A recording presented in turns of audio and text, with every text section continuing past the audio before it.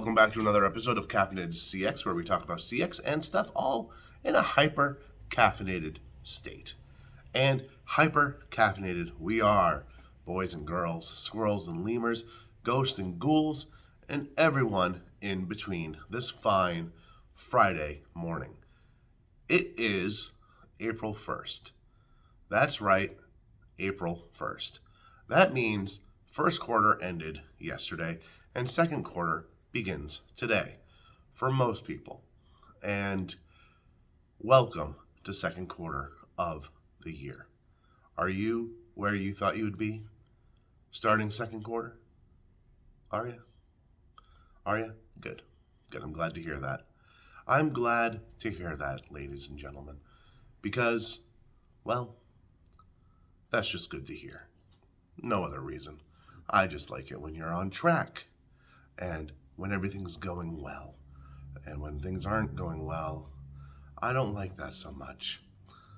For me, for you, for anyone. Because here at Caffeinated CX, we care.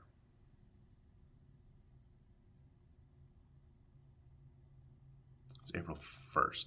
Anyway, today we're going to talk about some things that I've noticed over my years in the contact center space as an agent, as floor support, as supervisor, manager, trainer, blah, blah, blah, blah, blah, blah, blah, blah, blah, all that stuff.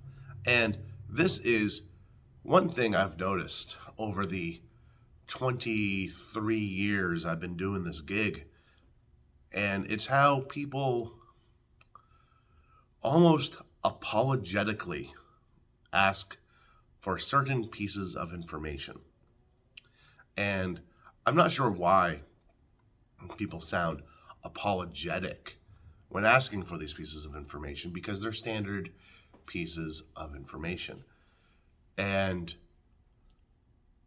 the most common one is email address, right? And you see this at like retail stores too, and anywhere where you're interacting with like a cashier or call center rep or whoever. It's the asking for the email address. It's a hey, sorry to bother you, but would you happen to have an email address we can add to your file? No? That's okay.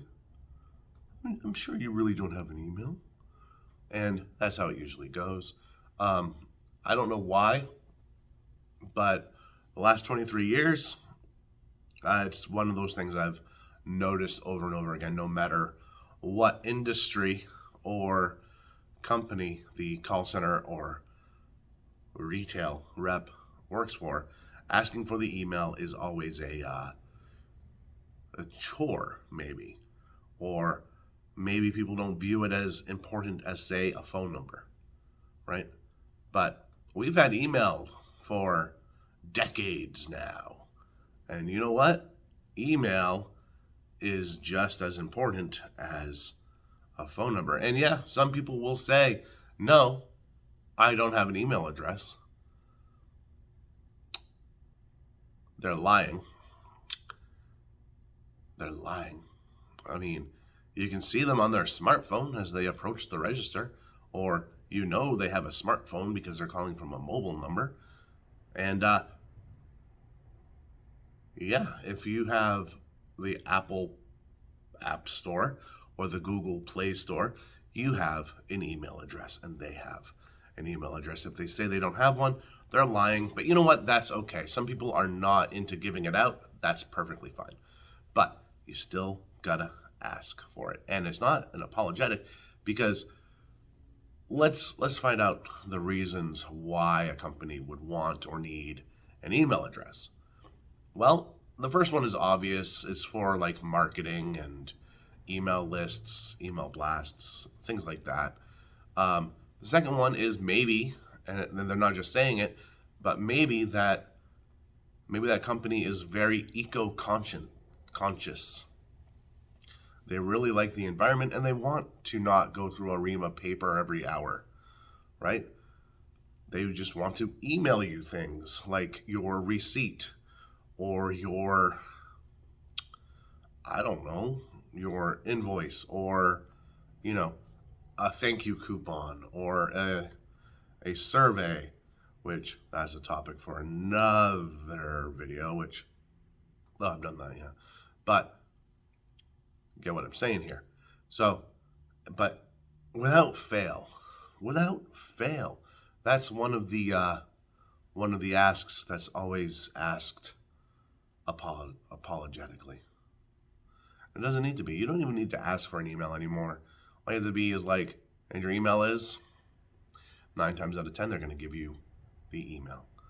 And for those people who are worried about their average handle time, and there are a lot of contact centers which monitor that down to a second with no leeway. Yeah, that can be a chore, but it's a necessary piece of information, and it's going to what? Extend your call 20 seconds, 30 seconds if it's a long one? It's not going to do much. So ask for the email. Expect to get the email when you ask. You don't have to apologize for asking for a crucial piece of information. There you go. Right? The other ones I'm going to go over is just, there's a couple, and some of them are industry specific. One of them is if you're in the trades, HVAC, plumbing, whatever, is age of equipment or age of the house, right? I don't know why people are apologetic when asking about the age of the equipment. You're not asking the customer for their age.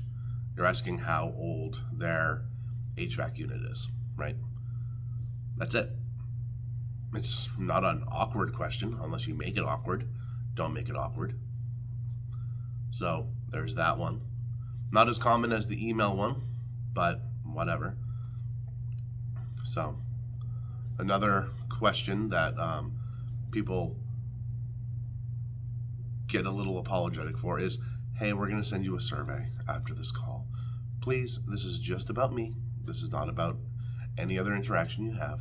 This is just about me. Would you please fill it out, right? Take you a second. Now, I get this one.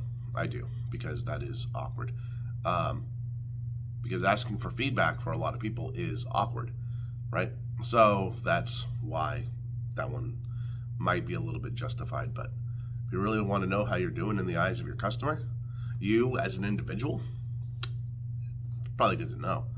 Because, well, yeah.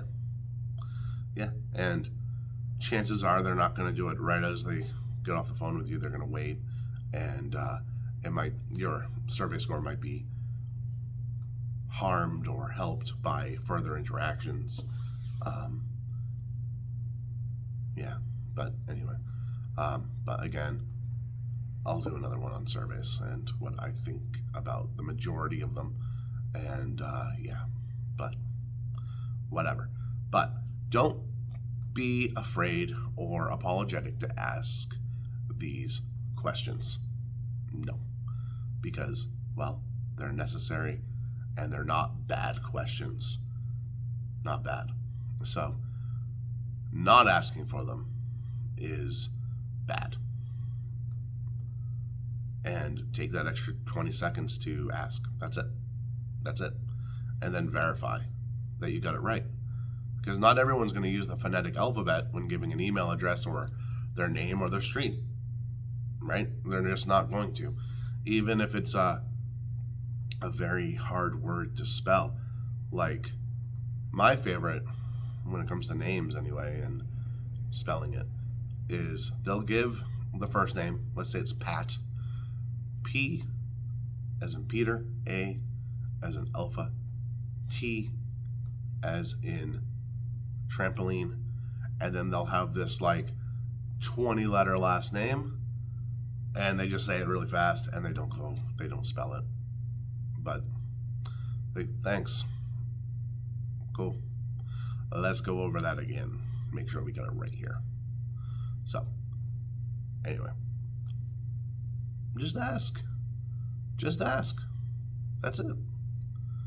Don't apologize for it. There's nothing to be sorry about. I don't know. well, as you can tell, I ran out of things to say. So, thank you for tuning in to another episode of Caffeinated CX, and have yourself a great second quarter. But more than that, a great day and a great weekend. We'll see you next time on another episode of Caffeinated CX. Bye.